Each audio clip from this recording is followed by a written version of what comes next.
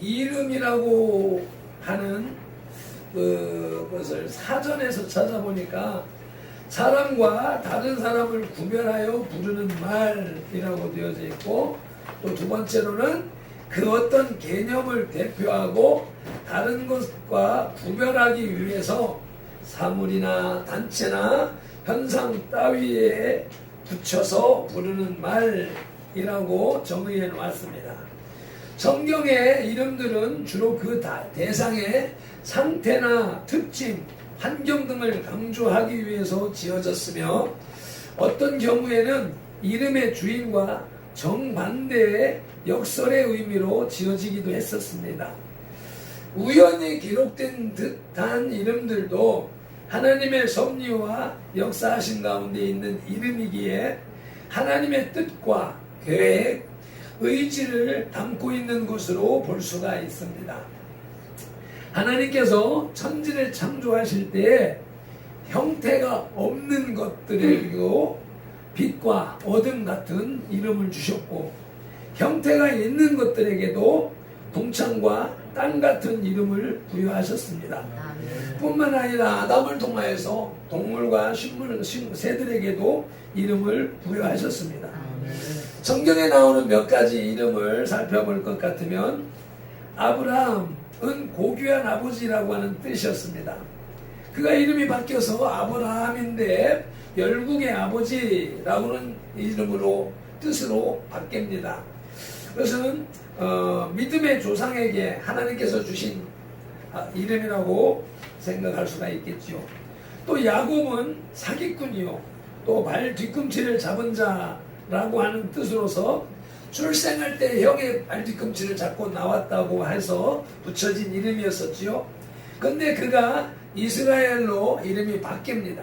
이스라엘은 하나님과 겨루어서 이긴 자라고 해석을 하고 있는데, 더 정확한 번역을 할 것 같으면 하나님과 더불어서 힘을 얻어서 강하게 된 자라고 하는 뜻입니다. 또 우리가 잘 아는 다윗은 사랑받는 자라고 하는 뜻을 가지고 있고요. 하나님의 마음에 합한 자로서 하나님의 사랑을 남달리 하고 받았던 것을 볼 수가 있습니다. 이사야는 여호와는 구원이시다 라고 하는 뜻이고, 구약의 복음서를 할 수 있는 이사야서의 저자에 어울리는 이름이라 할 수 있을 것입니다. 여호수아 또 호세아는 여호와는 구원이다 라고 하는 예수 그리스도의 모형으로서 붙여진 이름인 것이고, 베드로, 게바는 바위, 반석이라는 뜻으로서 초대교회에 굳건한 지도자가 되었습니다. 디모데는 하나님을 영화롭게 하는 자라고 하는 뜻이고, 그는 사도 바울을 보필하면서 믿음의 아들이 되었습니다.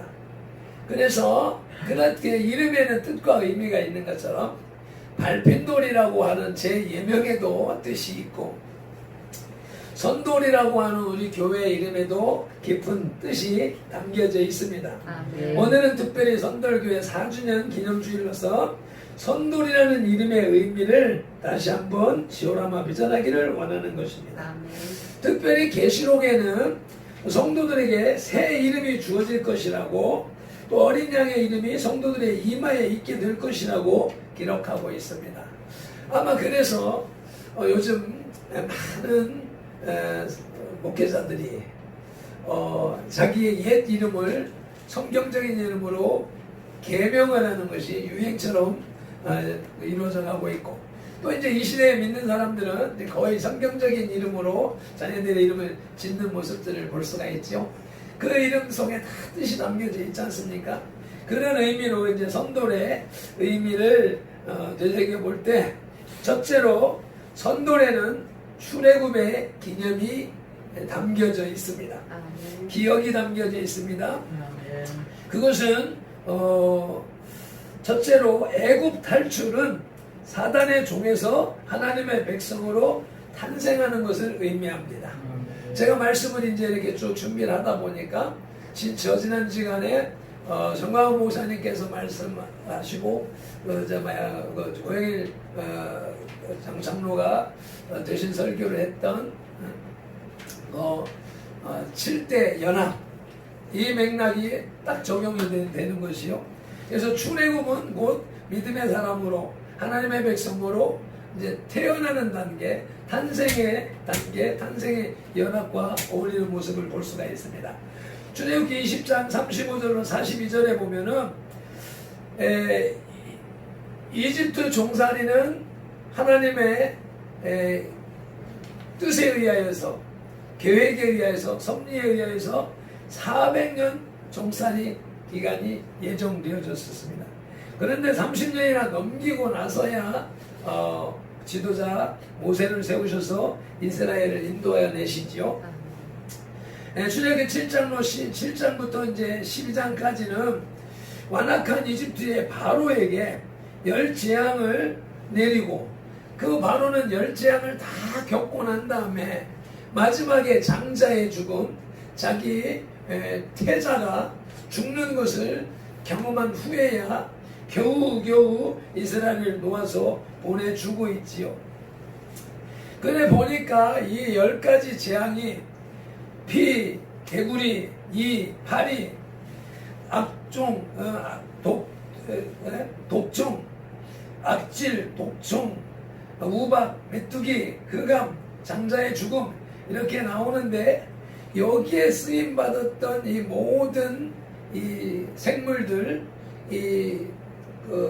죽음의 대상이 됐던 것들, 재앙의 대상이 됐던 것들은 당시 이집트에서 섬기던 우상들이었던 것이죠. 그러니까 하나님께서 하나님의 능력과 권세로 그 나라의 팽창에 있는 그 우상들을 멸함으로써 하나님만이 참신이다라고 하는 것을 드러내 보이시는 장면이었던 것이죠. 아멘. 그 마지막이 장자를, 모든 초태생을 다 거두어 가시는 것인데, 거기에서 어린 양을 잡아서 그 피를 문 인방과 설주에 바름으로 그 초태생을 주기로 보냄을 받은 저승사자, 죽음을 거두는 사자가 그 집을 넘어갔다. 그 문에 들어가지 않고 그 집을 넘어갔다. 그래서 노물유, 노물월자를 써서 유월절이라고 하는 것이죠. 그래서 결국은 처음 것을 다 하나님께서 당신의 것으로 돌이키는 과정 속에서 그것을 이제 대속한다라고 하는 것이죠. 그래서 그것은 결국은 예수 그리스도의 대속 사역을 예표하고 있는 것이라고 우리는 알고 있습니다. 그래서 그 과정, 이제 이집트에서 종살이 하던 가운데에서 해방돼서 자유로운 땅으로, 자유로운 땅, 미지의 땅, 광활한 세계를 향하여서 발을 내딛는 것, 그것이 탄생의 연합이 되는 것이죠. 요즘에 그 낙태 허용 문제로 인하여서 이제 많은 논란이 일어나고 있고, 유튜브 동영상에 보니까 이제 기술이 많이 발달을 해놓으니까, 예전에는 그저 뭐 초음파 사진이나 봐서 그냥 실루엣이나 볼 수 있었었고, 그림을 그려놓은 것을 통해서 이렇게 어린아이가 뱃속에서 태동해서 성장해 나가는 모습을 볼 수 있었는데, 요즘에는 이 기술이 워낙 발달해 놓으니까 그것을 실질적인 사진 형태로 볼 수 있는 그런 시대가 되어졌고, 요즘에 12주, 14주 낙태 허용 이렇게 하는 것은, 법에서 14주 낙태를 허용한다라고 하는 것은 지금 일반적으로 12주경에 다 낙태를 진행하고 있기 때문에 그거는 의미가 없는 것이고, 오히려 낙태를 허용하는 법안이 된다라고 하는 그런 것을 접하면서, 이 생명을 경시하는, 또 하나님께서 하나님의 권위에 도전하는 이런 죄를 지금 이 세대가 이렇게 짓고 있고, 또 대한민국이 그것을 이제 법적으로 허용하는 단계까지 가면서 이집트에서 해방되는 것이 아니라 오히려 이집트와 같은 하나님을 대적하는 국가로 가려고 하는 것을 볼 때 너무 안타깝게 그지없는 것이고, 그러기 때문에 여러 어려움을 감수하면서까지 이 복음과 교회를 지키고자 이제 애를 쓰는 모습들이 이제 일부 교회의 모습이기도 한 것이죠. 그래서 우리는 6월절을 오늘 기억을 하면서 이집트 종살이를 한번 생각해 볼 때, 이집트의 종살이만 생각하고 이스라엘의 얘기, 옛날 얘기로만 생각하면 나하고는 관계없는 옛 이야기가 되는 것이니까 좋은 또 얘기 한 편 듣고 많은 것이 되니까 우리는 말씀을 그렇게 들으면 안 될 것이고, 나의 삶을 돌아봐야 될 것이라는 것이죠. 내가 과거에 죄의 종으로 주님을 알지 못하던 시절에 세상 법을 따라가고 사마귀의 법을 따라서 살던 시절을 돌아보면서 그 옛 종살이하던 삶에서, 옛 이집트에서 완벽하게 벗어났는가 라고 하는 것을 다시 한번 짚어봐야 되겠다라고 하는 것입니다. 과연 6월절이라고 하는 영적인 거듭남의 주탄생의 역사가 있느냐. 많은 사람들이 개중에 나는 몇 년도 몇 월 며칠 나는 거듭났습니다, 새로운 사람으로 태어났습니다 라고 하면서 영적 생애를 간증하는 분들도 있습니다. 그러나 대부분 다 그런 것은 아니지요. 대부분 많은 사람들이 나는 언제 구원받았는지, 언제 주님을 영접했는지 이게 특별히 모르는 경우도 있고 기억하지 못하는 경우들도 있습니다. 그러나 분명한 것은 과연 과거의 삶과 현재의 삶이 바뀌었느냐 안 바뀌었느냐, 변화가 있느냐 없느냐 라고 하는 것을 우리가 한번 짚어보면서, 선돌은 출애굽의 기억이 담겨져 있다. 과거의 삶에서 벗어나는, 해방되는 기억이 담겨져 있는 것이다 라고 생각을 하면서 우리 신앙을 또 점검해 보셔야 되겠습니다. 두 번째로, 광야 40년은 종의 근성을 버리고 하나님의 군대로서 세워져 가는, 훈련받는 그런 과정이었었습니다. 홍해를 마른 땅으로 건너고 원수를 수장하는 기적의 은총을 경험한 이스라엘 백성들은 출애굽기 15장 24절에 가서는 목이 마르다고 원망을 합니다. 모세를 원망을 합니다. 한 장 넘어가서 출애굽기 16장에 가면은 이제 배가 고프다고, 야 우리 이집트의 고기 가마 옆에서 종살이를 했지만 고기를 굽고 그것을 우상에게 제물 바치는 일들을, 제물을 준비하면서 그런 일들을 할 때 우리는 배불리 먹었었는데, 야 이 광야로 불러내서 우리를 굶겨 죽이려고 하느냐 라고 하면서 모세와 아론을 향하여서 막 원망하는 것을 볼 수가 있습니다. 그리고 8절로 9절에 가니까 그것은 모세와 아론 지도자를 원망하는 것이 아니라 하나님을 원망하는 것이라고 말씀하고 계십니다. 그것을 또 하나님께서 들으셨다고 합니다. 민수기 11장 1절에 가면은 하나님께서 진노하셔서 불을 그들 중에 붙여서 진영을 불사르셨습니다. 그래서 그곳 이름을 디베라라고 그랬습니다. 불사름이라고 하는 의미가 담겨져 있는 이름인 것이죠. 민수기 13장 1절로 25절로 넘어갈 때에 가나안 땅에 40일 동안 정탐꾼들을 보내는 장면이 나오고, 25절에 그 정탐꾼들이 돌아와서 보고를 하는데, 32절에 가니까 악평을 합니다. 그 땅은 안 좋다.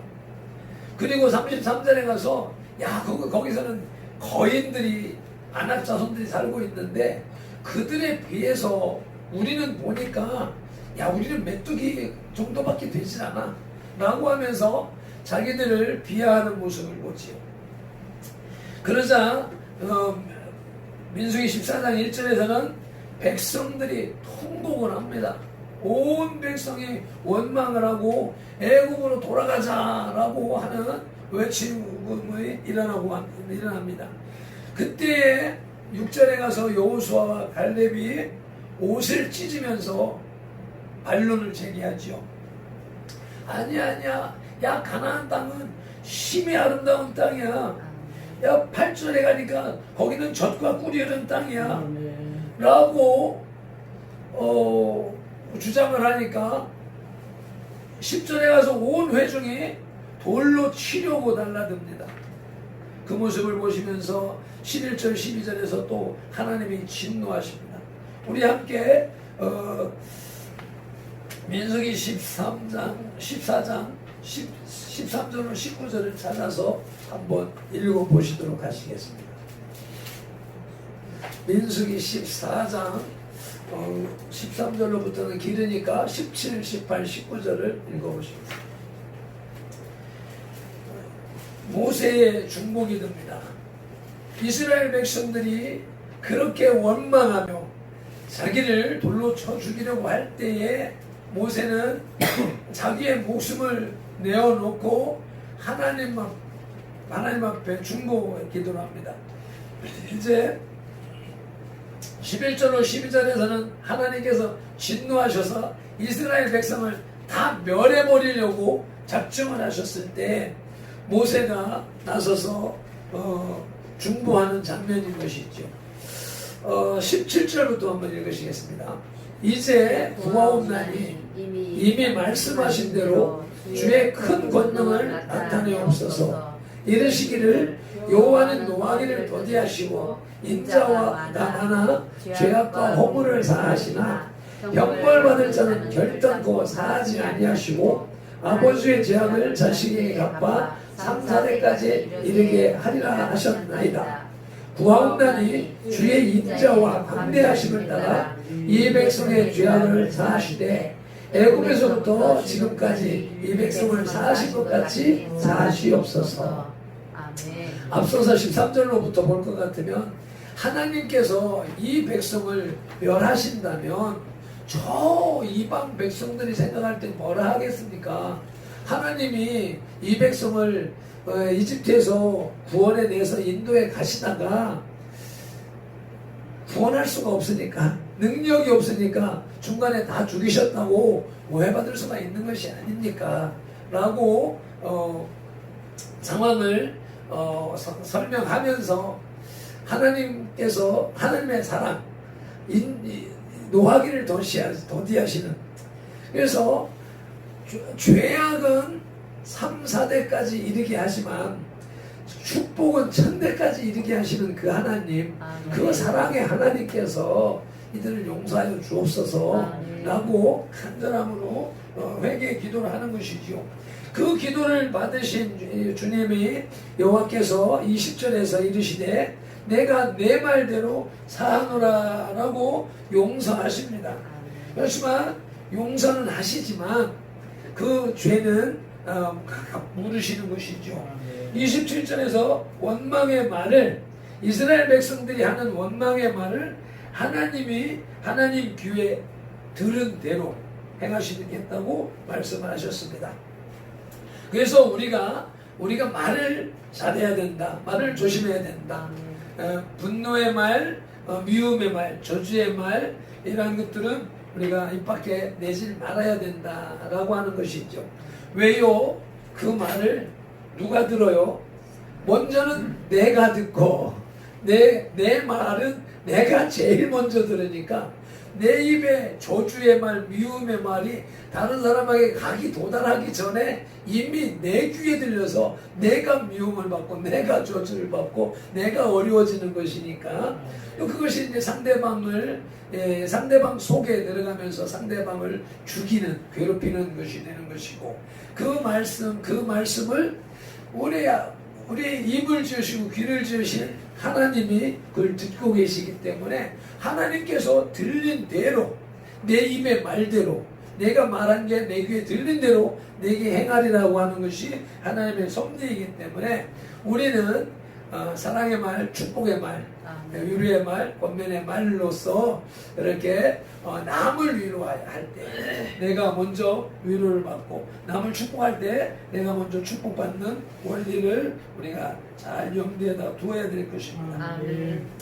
그렇게 해서 이스라엘 백성들을 벌하시는데 34절에 가니까 정탐한 날 수인 40일에 하루를 1년으로 쳐서 그 40년간 죄악을 감당하게 하신 것이죠. 광야 40년의 생활은 그 궁극적으로는 이스라엘 백성들의 원망의 죄값이 40일이 40년으로 징계, 그래서 죄를 털어버리는 그 모습이요. 그것은 원인은 또한 애굽의 종살이의 습관, 사상이 머릿속에 배겨져 있으니 그것을 지워내기 위한, 그래서 애굽 종살이의 근성을 버리고 하나님의 여호와의 군대, 마하넴의 군대로 세워나가시는 과정, 훈련 과정, 그래서 고난의 과정, 연합 과정이었다. 그래서 우리가 탄생, 예수 그리스도를 믿으면 바로 복을 받는 게 아니라 오히려 고난이 임하는 것이지 않습니까? 그래서 이 원리가 우리가 이 시대를 신앙생활 하면서도 예수 믿고 복 받으려고 했는데 복은커녕 더 어려운 메시지만 들려지고 순종해라, 복종해라, 이거 하지 말아라, 하고 싶은 건 하지 마라, 하기 싫은 것도 하라 라고 하면서 가니까 많은 사람들이 이 신앙을, 탄생을 바로 저버리는, 고난을 저버리는, 그래서 다시 애굽으로 돌아가는 그런 일들이 속출하고 있는 것이죠. 그리고서 보니까 민수기 33장이 애굽 광야에서 이제 람셋을 출발하여서 광야에서 진을 치는 장면이 나오는데, 이사하는 장면, 여기서 구름기둥 불기둥이 떠오르면 보따리를 싸서 이사를 하는데 40년 동안 41번 이사를 했네요. 그래서 뭐 횟수로 보면 1년에 한 번 꼴이겠지만 어떤 때는 몇 개월 만에, 며칠 만에 또 몇 년씩 가면서 이렇게 옮겨간 모습을 볼 수가 있습니다. 그리고 그렇게 가서 결국 마지막에 여리고 맞은편 요단강가 모압 평지에 진을 쳤습니다. 그것이 이제 여호수아 3장에 또 나오는 내용인 것이죠. 이렇게 해서 선도는 출애굽의 기억을 담고 있습니다. 탄생과 고난, 그 자유의 세계의 갈망을 이룬 것과 함께 자유를 얻었는데 보니까 종살이 근성을 가지고 있는 사람들은 자유가 오히려 더 부담스러워서 돌아가려고 하는, 그래서 그런 모습을 볼 때 우리의 믿음이 과연 이 6월절을 경험한 믿음이냐, 이 고난을, 훈련을 통과한 믿음이냐, 고난을 연합한 믿음이냐 라고 하는 것을 우리가 점검해 봐야 될 것입니다. 그래서 제가 항상 얘기하는 것이 하나님이 인정하시는 믿음이냐, 내가 인정하는 믿음이냐, 사마귀가 인정하는 믿음이냐, 거꾸로 생각하게 되면 오히려 가짜 믿음, 속는 믿음, 거짓 믿음이 많다는 것이죠. 그래서 한국 교회에 수많은 거짓 믿음을 타파하는 것이 우리들의 지금 이 시대의 우리들의 사명인 것이다 라고 생각을 하고요. 두 번째, 선돌에는 요단 보화의 기적, 요단강을 건너가는 기적이 담겨져 있습니다. 여호수아 3장 8절에 언약궤를 맨 제사장들을 명하여서 요단에 들어서라 라고 명령하라 그럽니다. 이 명령을 들은 제사장들이 뭐라고 생각을 했겠습니까? 그때는 15절에 요단이 곡식 거두는 시기에는 항상 언덕에 넘쳤다. 궤를 맨 그 물이 그 제방 뚝을 넘칠 듯이 얼마 전에 이제 우리 태풍이 2번 오면서 비가 많이 와가지고 낙동강에 완전 뭐라 그래 밀물 수위하고 맞아서 막 넘칠 듯한 그런 모습까지 이제 봤는데, 그렇게 여기 낙동강하고는 넓으니까 물 흐름이 그렇게 강하게 느껴지지 않지만 그것도 떠내려가는 거 엄청나게 빨리 떠내려간단 말이죠.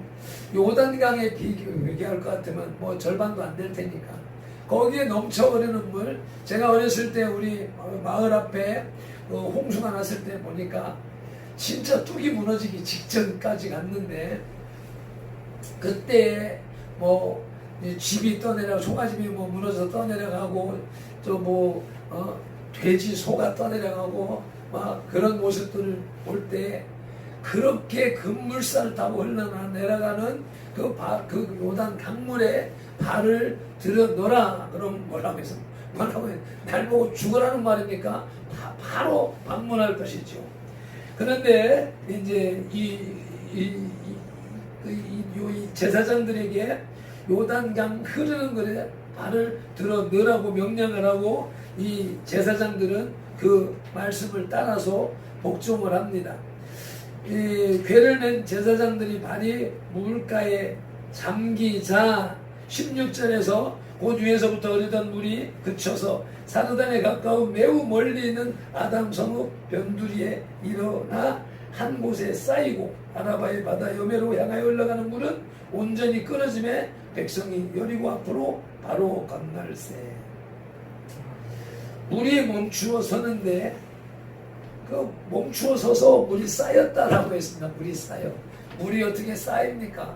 무슨 쌀가마니도 아니고 모래가마니도 아니고 켜켜이 쌓이고, 그리고 쌓여 멈췄고 하루는 그것이 물이 완전히 말라서 마른 땅으로 건너갔다고. 17절에서 여호와의 언약궤를 맨 제사장들은 요단 가운데 마른 땅에 굳게 섰고, 그 모든 백성이 요단을 건너기를 마칠 때까지 모든 이스라엘은 그 마른 땅으로 건넜더라라고 하는 것입니다. 오늘 주보의 그림이 그 장면의 그림이죠. 제사장들이, 언약궤를 맨 제사장들이 그 급물살이 흐르는 그곳에 발을 들어 넣으니까 그 그림이 이제 물살이 싹 갈라지는 시작하는 그림이지 않습니까? 하나님께서 홍해는 갈라 놓으시고 건너가라 하셨습니다. 근데 요단강은 흐르는 물에 들어가라 하셨습니다. 이게 우리 성도의 의미요, 요단강에 발을 담그는 의미라고 하는 것입니다. 죽는 거라, 죽는 거. 죽어야 된다는 것이죠. 그래서 예수님의 십자가와 함께 내가 주의 손에 나의 손을 포개고 주의 발에 나의 발을 포개고 같이 한 자리 못 박혀 죽는 장면이 이 요단강의 발을 이르미는 건데, 결국은 이것은 주의 말씀에 순종하는 제사장들의 모습인 것이죠. 제사장이라고 해서 나는 병신도니까 나하고 관계없는 거야 말하면 안 되는 것이고, 이제 예수님께서 그 벽을 다 얼어놓으셨기 때문에 우리 모두는 왕같은 제사장입니다. 그래서 우리 모두에게 하시는 말씀인 것이죠. 죽어라 죽어라라고 하는 것이 오늘 주님의 말씀입니다. 그 요단강에 발을 들여넣어라. 네 목숨을 버려라. 네 생각을 버려라. 내 고집을 버려라. 내 계획을 버려라 라고 하는 것이 하나님의 명령인 것이고, 그 명령에 순종할 때, 복종할 때 기적이 일어났습니다. 기적을 일으키는 믿음, 기적이 일으키는 믿음은 순종하는 겁니다. 순종. 그래서 순종, 복종. 제가 한 20여 년 전에 우리 그 신앙생활하면서 이런 메시지를 들을 때, 그때 혼자서 가만히 생각을 해봤어요. 순종, 순순히 순리대로 따라서 가는 것. 그것은 순종은 이해하고 알고 깨달은 사람이 하는 것. 근데 나는 몰라. 복종은 군대 용어니까 나하고는 내가 몰라도 명령에는 복종해야 되는 것이잖아요. 그래서 알지 못하는 사람이 따라가는 것을 순종이라고 할 수 있나? 아니야. 그것은 복종이라고 해야 되겠다. 내 수준에 생각하기를 복종해야 되겠다. 그냥 몰라도 목사님 시키는 말씀에 이제 복종하자라고 하면서 한때 그런 시간을 지냈었는데, 예전에 올라가서 김현성 목사님한테 훈련을 받으면서 말씀을 받으면서 교육을 받으면서 순종은 성도들이 하는 것. 그래서 순종은 오늘 못 깨달았으니까 내일 깨달으면 그때 해도 문제가 없는 것. 그래서 깨닫고 깨달은 만큼 따라가는 것을 순종이라고 할 것 같으며, 종들은 복종해야 된다라고 하는 거예요. 몰라도 상관의 명령에 복종을 해야 된다. 몰라도 내가 믿어지지가 않아도 복종을 해야 된다. 그래서 오늘 주변에다 적어놨습니다. 이해가 가지 않더라도 그 명령에 복종해야 된다. 두 번째로는 믿어지지가 않더라도 그 명령에, 그 말씀에, 성경 말씀에, 설교 말씀에 복종해야 된다. 그리고 하기 싫어도, 죽기보다 하기 싫어도 해야 된다. 그 종이 쥐가 하기 싫다고 나 안 합니다 말할 수 있는 게 아니잖아요. 네 번째로는 물질에 손해가 온다 할지라도, 내가 이것을 함으로 인하여서 나한테 손해가 온다 할지라도 복종을 해야 된다. 그리고 마지막 다섯 번째는 내가 이것을 하면 죽음이 나를 기다리고 있다 할지라도, 죽음이 나를 맞이한다 할지라도, 이 요단강에 발을 들이미는 제사장들처럼 그 금물살에 휘말려 죽을지라도 명령이 들어가라 하니까 들어가는 것이라는 것이죠. 그래서 요단 동화의 기적, 요단을 가르는 기적은 복종한 데 있었습니다. 그래서 우리들이, 이 시대를 살아가는 우리들이 하나님의 말씀에, 주의 설교 말씀에 또 항상 강조하는 바가 있습니다. 바람 소리를 통하여서, 자연의 이치를 통하여서도 하나님의 음성을 들을 수 있어야 됩니다. 설교를 통하여서, 부모님의 말씀을 통하여서, 사람의 말을 통하여서, 하다못해 나귀의 입술을 통하여서도 말씀하시는 그 음성을 들을 수 있어야 된다라고 하는데, 우리가 하나님의 말씀으로 들려진 것은 우리가 복종을 해야 된다는 것입니다. 그러면 기적이 일어난다는 것입니다. 기적, 왜 그러면 결국 다 반대로 생각을 할 것 같으면, 우리 삶에 변화가 일어나지 않고 기적이 일어나지 않는 것은 복종하지 않기 때문에, 순종하지 않기 때문에, 이것이 생활화가 되어져 있기 때문에. 엊그제도 제가 이렇게 막 강조를 했습니다만은, 한국 교회 병폐가 이게 귀만 커졌고 머리만 커져 있고 행동하지 않는 병든 신앙, 가분수의 신앙으로 세워놔서 오늘날 이런 어려움을 겪고 있는 것이죠. 선돌의 요단에 도화할 때 물에서 올라오는 것은 옛사람은 죽고 새사람으로 거듭남을 얘기하는 것입니다. 여호수아 4장 1절에 건너가기를 마침에 12지파에 한 사람씩 제사장들이 발이 굳게 선 곳에서 12를 택하여 세우게 하셨습니다. 그래서 첫 번째 세우는 것은 9절에 제사장들이 서 있던 곳, 제사장들이 많이 서 있던 곳에 돌 12를 세웠습니다. 요단강 바다 깊은 곳에 돌을 12를 세웠습니다. 이것은 다시 물이 흐르면 보이지 않는 것이죠. 물 보이지 않는 곳에 뭐하러 그걸 세웠을까? 그러나 그 요단 또 그쪽 우리나라도 그렇게 어디든지 우기에는 꽉 찼지만 건기에는 바닥을 드러내게 되는 것입니다.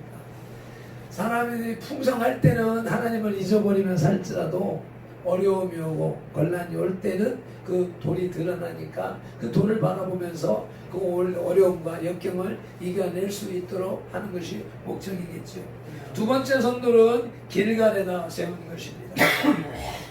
그것은 마을 입구입니다. 도시 입구입니다.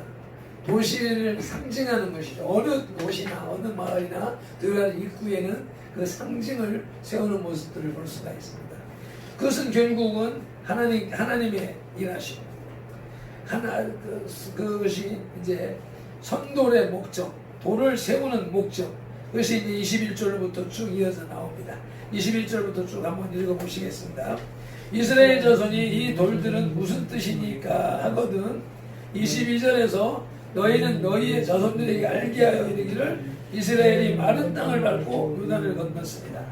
23절에 너희 하나님 여호와께서 요단물을 너희 앞에서 마르게 하사 너희를 건너게 하신 것이 너희 하나님 여호와께서 우리 앞에 홍해를 말리시고 우리를 건너게 하신 것 같았나니 이는 땅의 모든 백성에게 여호와의 손이 강하신 것을 알게 하여 너희가 너희 하나님 여호와를 항상 경외하게 하려 하시라고 말씀하십니다. 그 마을 드나드는 입구에 하나님의 말씀, 하나님의 이 기념비, 상징을 세워서 오고 가는 사람들이 다 보면서 그것을 기억하게 하는 것이고, 두 번째로는 자녀들은 그것을 겪지 못했으니까요. 이 지금의 이들은 이 40년 동안 홍해의 기적을 경험한 사람들은 40년 동안 다 광야에서 다 죽어버렸습니다. 여호수아 갈렙 말고. 그래서 그들은 또다시 요단강을 건너갔지만 요단강을 건너간 그 세대가 죽고 난 후에도 그 자손들이 이게 뭐지? 이게 뭡니까? 라고 묻게 하고 그 물음에 답하는 것은 하나님이 홍해를 말리셔서 요단강을 말리셔서 우리를 이 저 척박한 땅에서 젖과 꿀이 흐르는 가나안 땅으로 들어오게 하셨다. 하나님이 하셨다. 하나님의 일하심을 기억하게 하고자 하는 것이 그 목적이었던 것이죠. 그래서 이 요단 도하의 의미 속에서는 주님과 함께 주님이 죽으면 주님과 함께 살 것이라는 것입니다. 디모데후서 2장 11절에 말씀 기록되어져 있고요. 이것이 사무엘 18장 18절에 이것이 이름, 비석, 기념비의 개념이라고 하는 것입니다. 주님의 일하심을 기억하게 하는 것, 기념하는 것. 그리고 마지막 세 번째로는 선돌에는 가나안 입성의 역사가 담겨져 있습니다. 그것은 축복의 역사요, 천국 입성의 역사가 기록되어져 있는 것이죠. 가나안 정복은 천국은 심노하는 자의 것이라는 의미가 있는 것입니다. 요한복음 20장 17절에 부활하신 예수님께서 마리아가 다가오니까 나를 붙들지 말라. 내가 아직 아버지께로 올라가지 아니하였노라. 이것을 통하여서 이제 앞서서 우리 7대 연합을 생각할 것 같으면 요단에 발을 들이미는 것은 죽음과 연합하는 것이고 그 요단에서 올라오는 것은 부활과 연합하는 것이죠. 그래서 그리고 이제 승천의 연합이 있어야 되는데 예수님께서 곧바로 승천하시지 아니하시고 40일 동안 제자들과 함께 있으면서 당신의 부활을 확증하시고 전국 복음을 견고히 하시고 난 다음에 승천하신 모습을 볼 수 있습니다. 여호수아도 요단을 건넌 후에 여호수아 5장 2절에서 부싯돌로 칼을 만들어서 이스라엘 자손에게 다시 할례를 행합니다. 왜? 홍해를 건너온 것이 물세례인 것이죠. 또 그때 이미 그 40년 동안 할례를 행하지 않았으니까 이제 그 세대는 다 갔고 또 이제 새로운 세대가 이제 요단을 건너왔으니 그 세례를 받았으니 죽음에서 건짐을 받았으니 또 이제 하나님의 백성이라고 하는 할례를 행하는 모습을 보는 것이죠. 그리고서 9절에 가니까 애굽의 수치를 너희에게서 떠나게 하였다 하여서 그곳 이름을 길갈이라고 하는 것입니다. 길갈, 수치가 굴러갔다라고 하는 의미의 이름을 붙여서 길갈에서 진을 치는 것이죠. 이제 그것은 가나안 땅에 들어서서 축복의 땅에 들어서서 진을 친 것입니다. 그러면서 12절에 가서 그 땅의 소산물을 먹으면서 먹은 다음 날 만나가 끊겼습니다. 광야 40년 동안에 하늘에서 내린 만나, 하늘의 양식으로 먹고 살았지만 이제 축복의 땅 가나안 땅에 들어가니까 그 땅의 소산을 먹을 수 있는 때가 되니까 하나님의 기적이 끊긴다. 그래서 뭐 마냥 기적만 바라보고 살아가려고 하는 그런 신앙, 어린아이 신앙이 되면 안 된다는 것이죠. 하나님의 나라 왔으니까 하나님의 방식으로 살아가야 되는 것을 말씀을 하는 것이죠. 그리고 15절에 가서 여호와의 군대 장관이 여호수아 앞에 나타나서 내 발에서 신을 벗으라. 내가 선 곳은 거룩하니라. 그 땅은 거룩한 땅입니다. 하나님의 땅입니다. 하나님의 땅에는 하나님의 방법대로 살아가야 되는 것이죠. 그리고 나서 쭉 이어서 여호수아는 가나안 정복 전쟁을 치러 나갑니다. 여호수아 6장에 가서 여리고를 함락하고 그 정탐꾼들을 도와주었던 라합 가족을 구원하는 역사가 나타나고 7장에 가서 아이성을 공략하는데 여기서는 또 패배합니다. 왜요? 아간이 범죄를 했기 때문에. 그리고 8장에 가서는 또 다시 아이성을 정복하는 데 있어서 그때는 하나님께서 복병 전술을 사용하셔서 진두지휘하는 모습을 볼 수가 있습니다. 그리고서 9장에 가니까 거짓 조약을 맺습니다. 사람들이 먼 나라에서 온 것처럼 행색을 초라하게 하고 곰팡이 빗방울 들고 와가지고 우리는 저 멀리서 소문을 듣고 왔습니다. 그러니까 우리를 봐주세요. 물깃는 자로 장작 패는 자로 써주세요 하면서 거짓 화친 조약을 맺고 거기에 여호수아는 하나님 앞에 묻지 아니하고 낼름 그것을 조약을 맺어버림으로 인하여서 그들에게 옆구리 찌르는 가시를 남겨두는 역사가 있습니다. 민수기 33장 55절에 너희가 만일 그 땅의 원주민을 너희 앞에서 몰아내지 아니하면 너희가 남겨둔 자들이 너희 눈에 가시와 너희 옆구리에 찌르는 것이 되어 너희가 거주하는 땅에서 너희를 괴롭게 할 것이요. 가나안 땅의 정복 전쟁을 통하여서 하나님의 방식으로 살아가는 훈련, 여리고성 전쟁이 이스라엘 백성들이 광야에서 창검술을 하고 훈련을 해가지고 그 전투 방식으로 싸워서 이긴 것도 아닌 것이고 하나님의 말씀을 따라서 제사장들이 나팔을 불면서 그 여리고성을 한 바퀴 돌고 7일 동안 돌고 7번째 6번 돌고 외치니까 그 외침에 그 성벽이 무너지는. 그래서 하나님의 방식으로 싸워 나가는 것이고 우리는 그 말씀에 복종해 나가는 것이다. 그럼 그 다음에 이루어지는 것은 우리가 해야 할 일은 우리는 전리품을 거두는 것이 이스라엘 백성들이 할 일. 싸움은 내가 하는 것이 아닌데 전부 내가 하려고 하기 때문에 어려운 문제에 휘말리는 모습들을 볼 수가 있습니다. 그것을 거두기 위해서 정리하시기 위해서 성화하시기 위해서 천국 백성으로 완전히 합성하기 위해서 이어서 계속해서 가나안 땅에서도 전쟁은 계속되는 모습을 볼 수가 있었던 것입니다. 그것을 통하여서 천국은 침노하는 자의 것이라고 하는 마태복음 11장 12절 말씀.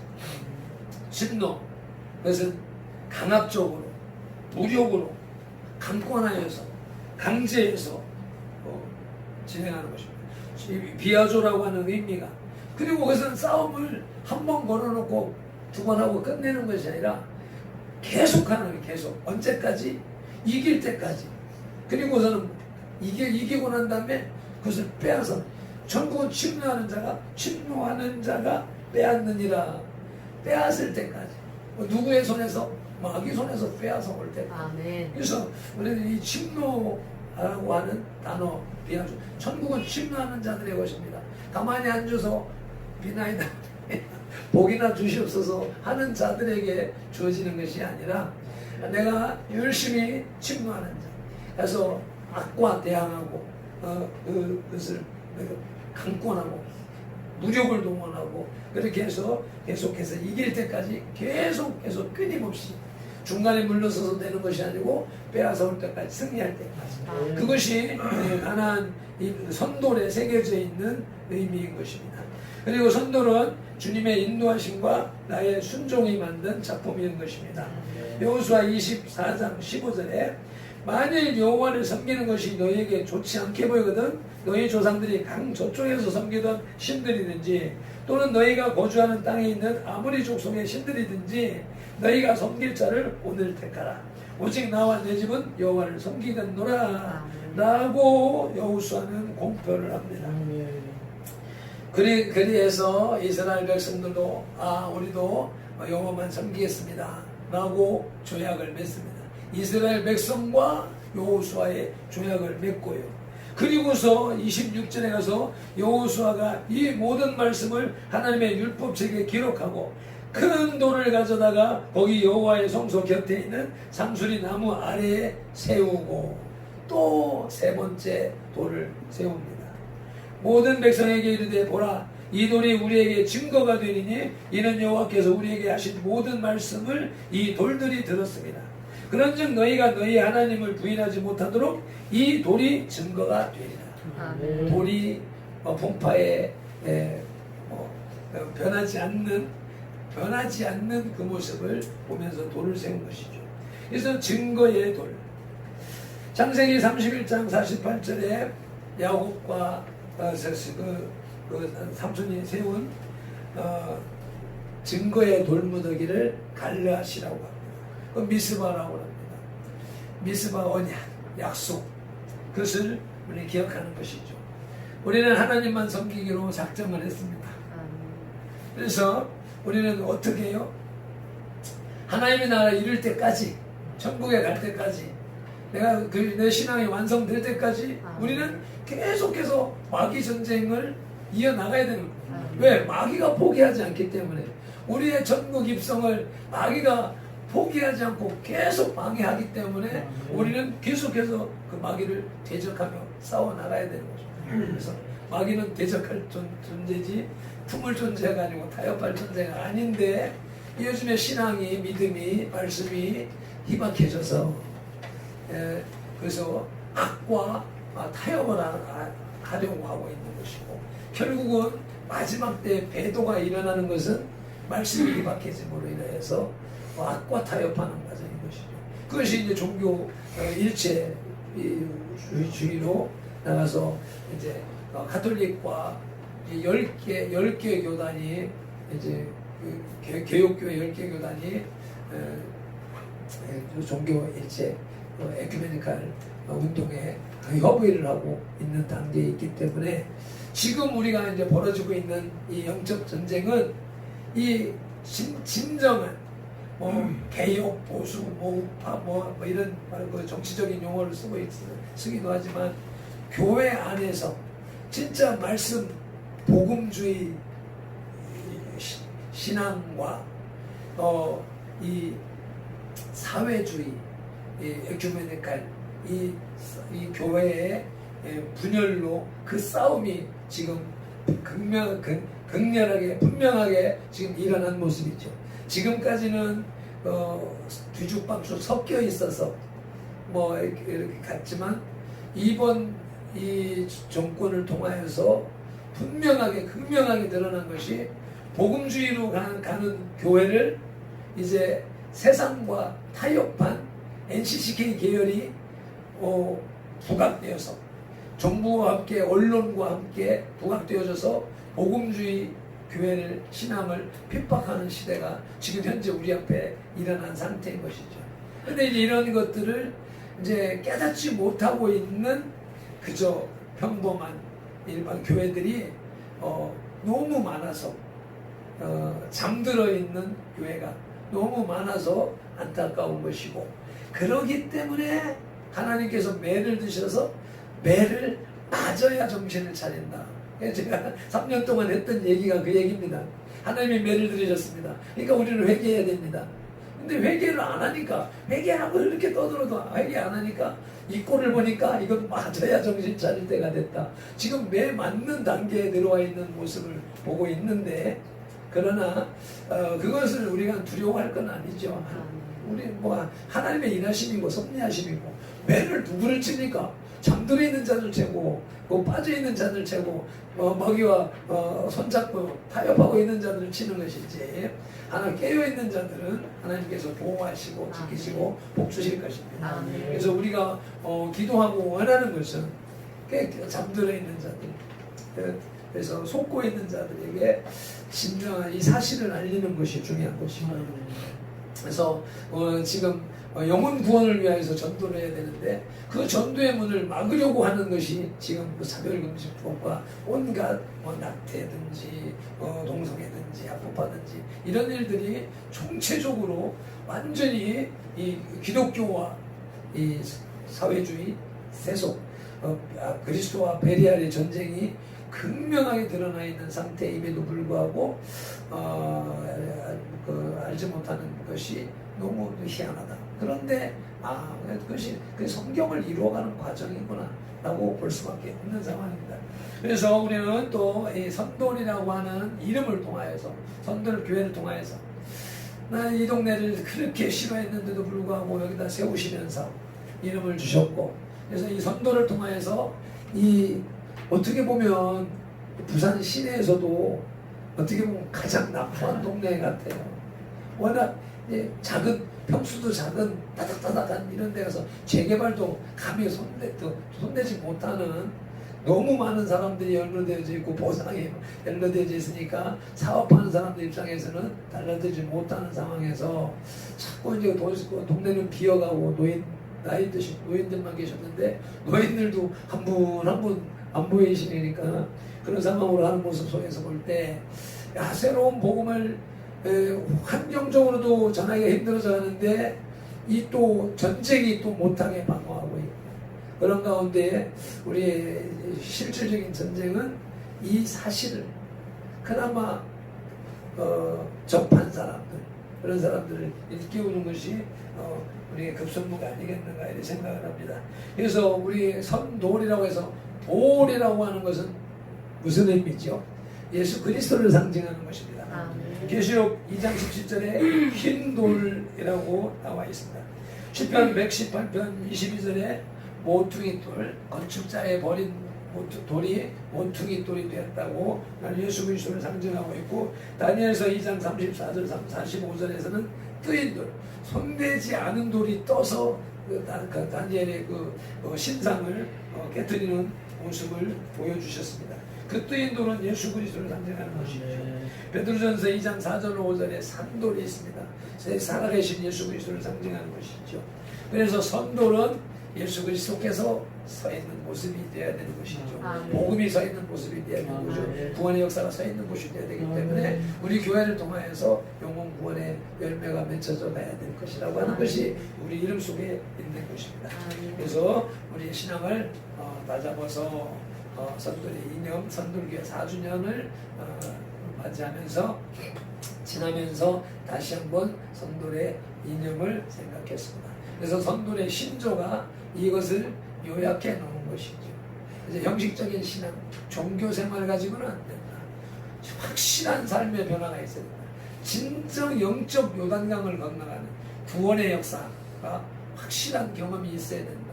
그래서 사람 많이 모으는 것보다 2080, 1090 원리에 있어서 많은 사람 모으면 많은 사람 모을수록 지옥 가는 백성을 양산하는 결과가 되기 때문에 오히려 적은 숫자일지라도 구원의 확신을 가진 성도들의 모임으로 세워나가는 것이 선돌 신조의 궁극적인 목표인 것입니다.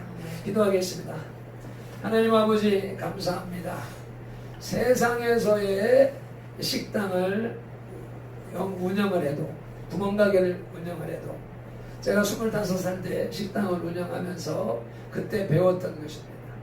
이웃의 성공한 식당 주인이 하는 말이 한 자리에서 3년을 버텨야 된다. 3년을 버티면 그 사업이 성공할 수 있고, 그렇지 않으면 도태된다. 거의 3년 이내에 다 망한다 라고 하는 말을 들었었는데, 우리 선돌교회가 이 자리에서 4년을 무에서 시작하여서 주님께서 여기까지 인도해 오셨습니다. 아멘. 그것을 보아서 앞으로도 주님께서 이래 갈 것을 확신하기에 아멘. 이제는 준비하는 단계였다면, 땅속에 뿌리를 내는 단계였다면 이제는 웅비하는 아버지 하나님 하늘을 향하여서 싹을 틔우고 자라고 열매를 맺는 과도기가 됐다 생각을 합니다. 이제 아버지 하나님 우리가 이 지역에서 선돌로 세워져 가기 위하여서 구체적인 복음 사역의 방향들을 연구하고 아버지 세워나갈 수 있는 때가 됐다. 그것을 위하여서 이제 준비하는 5주년 차가 되기를 소망하며 주님이 그런 비전을 주셨기에 또 주님 뜻이라 인식하고 그것을 열심으로 행해 나가기를 작정하오니 성령님 도와주시옵소서. 오늘도 요단을 건너는 아버지 하나님의 말씀을 통하여서 선돌의 이념과 함께 우리의 신앙의 삶이 정리가 되어지게 하시고 영성이 정리가 되게 하시고 아버지 환경 상태가 아버지 굳건히 세워져 가게 해주시옵소서. 감사하며 축복하며 예수님의 이름으로 기도드리옵나이다. 아멘. 말씀을 상고하면서 잠깐 동안 통성으로 기도하시겠습니다. 각자 소원과 함께 나라와 민족을 위하여서도 함께 통성으로 기도하십니다. 주여 삼창하면서 기도하시겠습니다. 주여 주여 주여 아버지 말씀이 아버지 발빛들의 말 사람의 말이 하나님의 말씀이 발빛들의 액수를 통해서 선포되었습니다. 아버지 하나님 듣는 기도할 정량이 되어주시고 아버지 분별하고 깨닫는 시각과 성령이 되어주시고 아버지 각자의 심령 속에서 각자의 맞는 말씀으로 이해되어지고 깨달아지고 적용되어지는 아버지 하나님 아가씨 질병하시는 참된 성경으로 세워져있는 역사가 있게 하여 주시옵소서. 어린애가 아버지 하나님 이제껏 아버지 하나님 멀리 있는 것이 아니라 아버지 우리를 보호하며 우리를 이끌어내야 하는 정부가 아버지 우리를 하나님과 함께 끊어싸우니 주여 그의 영역을 주옵소서. 이 싸움에서 아버지 우리가 어느 편에 서야 할 것인가 아버지 하나님 편에 서야 할 것인가 말씀 편에 서야 할 것인가 교회 편에 서야 할 것인가 세상 편에 서야 할 것인가 사람 편에 서야 할 것인가 아버지 하나님 정부 편에 서야 할 것인가 아버지 하나님 분명히 알게 하시고 아버지 하나님 마귀는 대적하여 할 대상이고 아버지 하나님 함께 할 대상이고 분명하게 알고 아버지 하나님 하나 나갈 때 주님이 이루시는 역사가 있도록 은혜를 베풀어 주셔서 자유자 지켜주시고 우리 한국교회를 지켜주시고 우리 선돌교회를 지켜주시옵시며 아버지 하나님 이제 명실공히 아버지 악이 득세하는 세상 아버지 계시록에 7년 환난기를 말씀하신 것처럼 아버지 환난기를 통하여서 진정한 믿음과 신앙이 아버지는 확신되어져 가며 정리되어져 가며 주님 앞에 구별되어져 가는 줄로 믿사오니 알곡과 쭉정이를 가르는 아버지 시대가 된 줄로 믿사오니 아버지 안에 우리의 신앙을 견고하게 잘 새기고 다져서 아버지 안에 알곡으로 천국 곳간에 쌓이는 은혜 역사에 있을 수 있도록 은혜를 베풀어 주시옵소서. 오늘도 말씀을 통하여서 우리의 신앙에 비전을 주심에 감사합니다. 아버지 말씀이 능력이 되어져서 우리의 행함으로 나타날 수 있도록 주심을 믿습니다. 또 말씀이 들어오는 동안에 말씀을 통하여서 악한 영이 떠나가고 악한 영이 떠나감으로 해서 질병과 배우와 스트레스가 떠나감을 믿습니다. 주님의 새 힘을 말씀과 함께 성령을 부어주심을 믿습니다.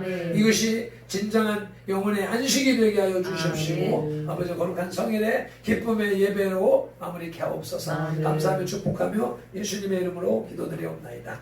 주님 앞에 나오며 예물 올려드립니다. 주님 감사함으로 아버지 하나님 물질 드렸습니다. 주님이 주신 것이라는 고백으로 십을점을 드렸습니다. 아버지 드린 곳에 드린 손길에 또 이 물질이 쓰여지는 곳에 오병이어의 기적 아버지 하나님 30배, 60배, 100배는 보편적인 일반적인 하나님의 은혜요 축복인 것입니다. 믿지 않는 사람도 주님의 섭리에 따라 살아가면 받을 수 있는 복입니다. 그러나 아버지 하나님을 믿는 백성들 요단강을 건너간 백성들의 신앙은 아버지 오병이어의 기적 2만 배의 기적을 아버지 축복을 받아야 아버지 온전하다 믿사오니 주여 그런 복으로 갚아 주시옵소서. 아버지 이제 이 추석 명절이라고 하는 아버지 절기를 통하여서 우리 민족이 국가가 대제적으로 아버지 하나님을 대적하고 배반하며 아버지 우상을 섬기는 시기에 들어왔습니다. 아버지 세상을 쫓아서 세상과 짝하는 그런 미련한 우리를 범하지 말게 하시고 말씀으로 구별되어지고 성령으로 구별되어지고 신앙으로 구별되어져서 아버지 하나님 잘 지켜나갈 수 있도록 도와주시옵소서. 감사합니다. 예수님의 이름으로 기도드리옵나이다. 아멘. 자, 이제 광고 말씀을 드려야 될 텐데, 우리 저 진짜 4주년인데 마음 같아서는 성대한 잔치를 벌이려고 싶었었는데 시국이니만큼 미루고 미루다 그냥 적절하게 애찬이나 준비하고 약속한 선물을 준비했습니다. 가실 때 꼭 가지고 가세요. 그리고 이제 우리 전학부 예배 주일 토요일 오후 5시에 예배 인도는 우리 청년들이 하고 예배는 모두가 참석하는 걸로 하니까 시간 되시면 5시에 오셔서 예배 동참해 주시길 바라고요. 10월 5일부터 이제 33차 회개 금식 기도회를 시작하려고 합니다. 여기에서 우리가 제가 대전에 있으면서 금식령 이런 얘기들을 많이 해요. 기도하는 사람들이 하나님의 금식령이 떨어져 왔습니다. 무슨 얘기예요? 자기가 큰 감동을 받았다는 거예요. 음성을 들었다는 거예요. 그 계시를 받았다는 거예요. 그걸 금식령이라고 얘기해요. 그건 분명한 거죠, 자기는. 근데 금식령이 모든 사람에게 그렇게 임하는 것이 아니거든요. 누가 40일 금식을 했대. 야, 대단하다. 부럽다. 나도 한번 해봤으면. 그러면 그것이 곧 하나님이 주시는 금식령인 것입니다. 감동, 성령님이 주신 감동. 그것이 금식하라는 명령이 되는 것입니다. 그런데 그러한 것들을 감동을 환경 때문에 무엇 때문에 무시하는 것이 생활화가 되어져 있는 것이죠. 그래서 이제 감동이 되시는 분들은 순종하시기를 바랍니다. 기적이 일어나는 것입니다. 찬송 347장 찬송 후에 축도로 예배 마치겠습니다.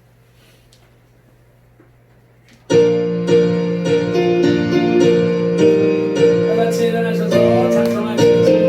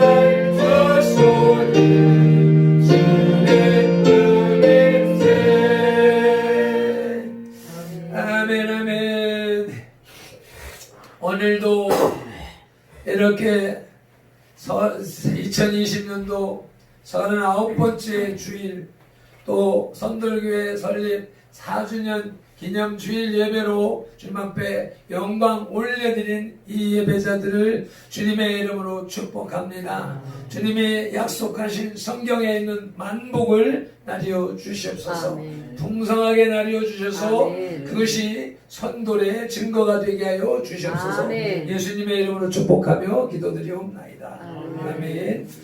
이제는 우리 주 예수 그리스도의 크신 은혜와 아버지 하나님의 극진하신 사랑과 성령님의 감화 감동하시고 치유하시며 회복하시고 복주시고 교제 교통하심이 선돌 의미를 마음속에 새기고 선돌로 세워져 가기를 작정하고 다짐하는 이 예배자들과 선돌교 공동체와 모든 지체들과 그 가정과 직장 손댄 일들과 계획들 위해 이제로부터 영원토록 함께 계실지어다. 아멘.